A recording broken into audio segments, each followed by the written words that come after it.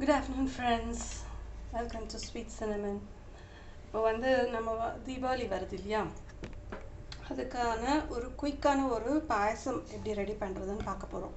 இது என்னன்னு பார்த்தீங்கன்னா, நான் வந்து 1 கப் ரவை எடுத்து வச்சுருக்கேன் கடாயில். வெறும் கடாய் தான். இதில் நான் கொஞ்சம் லைட்டாக வறுத்த அப்புறம் கொஞ்சமாக நெய் விட்டு இதை லைட்டாக கோல்டன் ஒரு லைட் அந்த சிகப்பு கலர் வர வரைக்கும் வறுக்க போகிறோம். ஓகே, ஸோ இது லைட்டாக வறுக்கிற கொஞ்சம் சூடான அப்புறம் நான் நெய் விட போகிறேன்.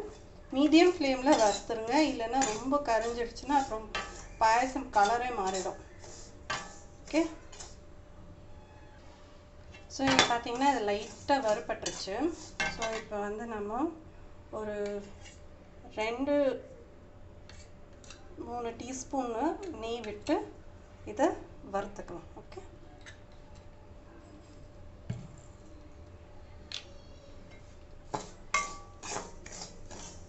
இது லைட்டாக கோல்டன் ப்ரௌன் மாதிரி லைட் கலர் வரணும், ரொம்ப ப்ரௌன் ஆகக்கூடாது, லைட் கலர் வரணும்.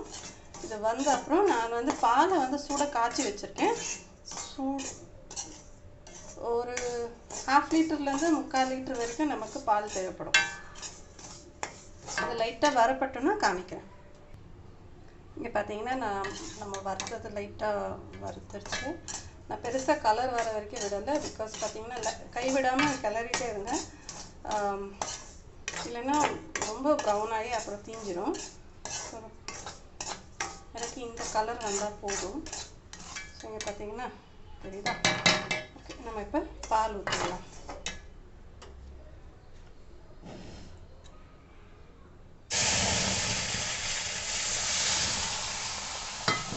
ஊற்றிட்டு காமிக்கிறேன்.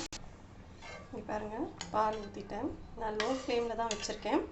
இது இந்த பால்லையே இது கொதித்து வேகணும், இந்த ரவை ஃபுல்லாக வேகணும். 1 கப்பு ரவைக்கு எப்படியும் உங்களுக்கு கேசரி பண்ணுறோன்னா நம்ம 3 கப்பு ஊற்றுவோம், இல்லை 2.5 கப்பு அட்லீஸ்ட் ஊற்றுவோம். பட் பாயசம்ன்றதுனால நம்ம தாராளமாக பால் ஊற்றலாம். பட் நம்ம கேசரியில் தண்ணியும் ஊற்றுவோம், பட் நீங்கள் இதில் பால் ஊற்றுங்க. 4-லேருந்து 4.5 கப்பு கூடவே ஊற்றலாம். ஓகே, ஏன்னா இது எப்படியும் ரவைன்றதுனால இருக்க திக்காயிடும். ஸோ இது கொஞ்சம் வெந்த அப்புறம் காமிக்கிறேன். இது பாருங்கள், இது ஆல்மோஸ்ட் வெந்துட்டுருக்கு. என்ன சொல்லணும்னா, இதை நான் வந்து இன்றைக்கி வெல்லம் போட்டு பண்ண போகிறேன். நீங்கள் வந்து சுகர் சேர்க்கணுன்னாலும் சேர்த்துக்கலாம். இது வெந்ததுக்கப்புறமா சுகர் சேர்த்துக்கலாம். இன்கேஸ் நீங்கள் கடையில் வாங்கி வெல்லம் வந்து இந்த கட்டி வெல்லம் வாங்குறீங்க அப்படின்னா நீங்கள் அதை பாத்திரத்தில் கொஞ்சமாக தண்ணி விட்டு கரைச்சிக்கோங்க. ஸ்வீட்னஸ் வந்து கம்ப்ளீட்லி உங்கள் சாய்ஸ் தான். உங்களுக்கு நிறைய ஸ்வீட்னஸ் வேணும்னா 1 கப் ரவைக்கு இப்போ நான் வந்து ஆல்மோஸ்ட் 4-5 கப் வரைக்கும் பால் விட்டுருக்கேன். நான் ஃபுல் ஃபேட் மில்க் விட்டுருக்கேன். ஸோ இது எனக்கு கொஞ்சம் திக்காகவே இருக்கும். ஸோ நான் வெல்லம் வந்து ஒரு ஆல்மோஸ்ட்டு 1-லேருந்து 1.5 கப் வரைக்கும் விடுவேன்னு போடுவேன். நான் வந்து பவுடர்டு வெல்லம் சேர்க்குவேன், எனக்கு இங்கே க்ளீனாக கிடைக்கும். ஸோ நான் அதை டைரெக்டாக இதில் சேர்த்துருவேன். இன்கேஸ் நீங்கள் கட்டி வெல்லம்னா அதை ஒரு பாத்திரத்தில் தண்ணி விட்டு கரைச்சிக்கோங்க.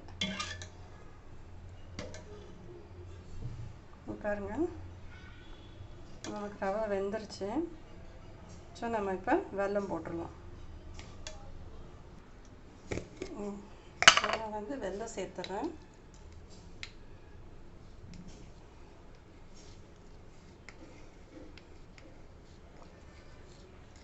நான் இதில் ஃப்ளேவரிங் வந்து பெருசாக எதுவும் ஆட் பண்ணலை, நீங்கள் வேணும்னா ஏலக்காய் தூள் ஆட் பண்ணிக்கலாம். இதில் வந்து இந்த வெல்லம், இந்த பால், இந்த ரவை இதெல்லாம் சேரும்போதே ஒரு தனி ஃப்ளேவர் வரும்.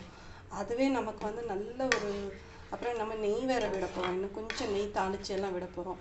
ஸோ அந்த ஃப்ளேவரே உங்களுக்கு நமக்கு நேச்சுரலாக இருக்கும். ஸோ நம்ம தனியாக ஃப்ளேவரிங் விடணும்னு அவசியம் இல்லை, பட் தேவைப்பட்டால் நம்ம ஏலக்காய் பொடி சேர்த்துக்கலாம். இது வெல்லம் வந்து கரையிட்டும். என்னோடய வெல்லம் பாருங்கள், நேச்சுரலாக இந்த கலர் வந்துடும். ஸோ நான் எந்த கலரிங்கும் எதுவும் ஆட் பண்ணலை.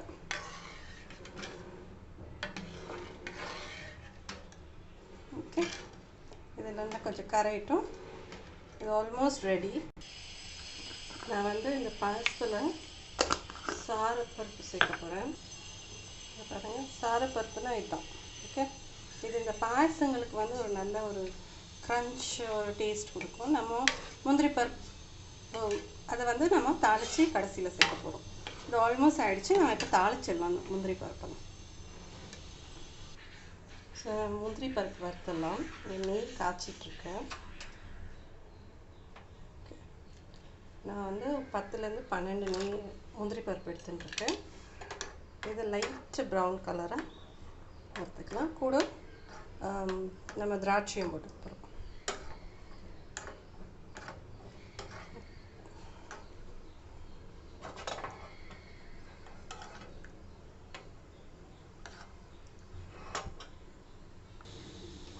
திராட்சை வந்து ஸ்டவ் ஆஃப் பண்ணிவிட்டு சேர்க்குறேன். அந்த நெய்யில் இருக்கிற சூட்லேயே அது வந்து பபிள் ஆகிடும். நான் கொஞ்சமாக தான் திராட்சை சேர்க்குறேன். ஓகே, பார்த்தீங்கன்னா இது ரெடி ஆகிடுச்சு. ஸோ பாயசத்தில் சேர்த்துடலாம். ஓகே, பார்த்தீங்கன்னா இதை சேர்த்தாச்சு.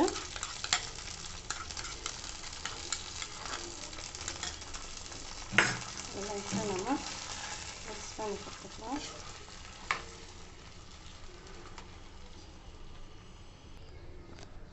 ஸோ ஃப்ரெண்ட்ஸ், இங்கே பாருங்கள், நம்மளோட பாயசம் ரெடி. இது நமக்கு வந்து ஒரு செய்யறதுக்கு ரொம்ப கம்மி டைம், 10 மினிட்ஸில் நம்ம இதை குயிக்காக செஞ்சிடலாம். இந்த தீபாவளிக்கு நீங்கள் லாஸ்ட் மினிட்ல வந்து பிளான் பண்ணிகிட்ருக்கீங்க அப்படின்னும் போது இந்த மாதிரி பாயசம் வந்து செஞ்சு உங்களோட ஸ்பெஷல் லஞ்சோட பரிமாறுங்க. Okay, see you later, bye.